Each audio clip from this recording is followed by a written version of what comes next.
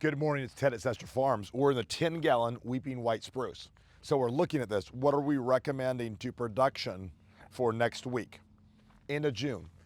This tree needs to have a new stake put on it. It needs to be staked up. This is a perfect time to be staking your weeping white.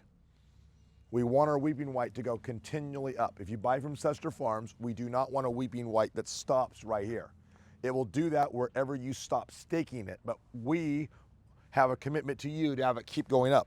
Okay, so what we're gonna do is we're gonna take off this stake. When we take the stake off, it's important to remove the ties. You see, they start to girdle. You have to take these off. We don't use ties that are biodegradable because they don't keep the plant straight. We actually remove these. So we use a heavier tie and then we physically remove them. If we miss removing them, you need to remove them because there probably was a reason. If it was something that was gonna be floppy, we had to leave a tie on there. But I see a tag right here. It's very important that we actually are inspecting the plant. And we have to go all the way down and make sure there's nothing girdling this.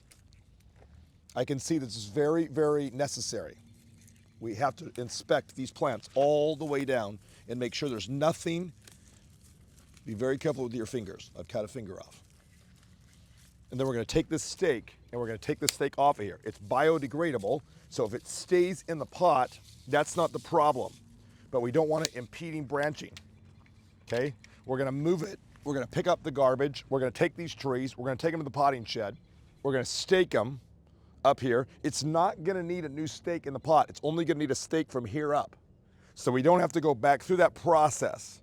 But it's very, very important if you're a retailer or your landscape supply, make sure that the installation crew is taking and removing every tie on your tree.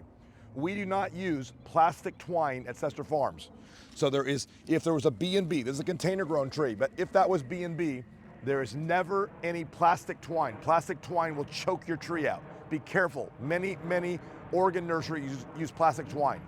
It's important that you come back and you cut that neck collar as soon as the tree is rooted, even if it's sisal twine like we use at Sester Farms.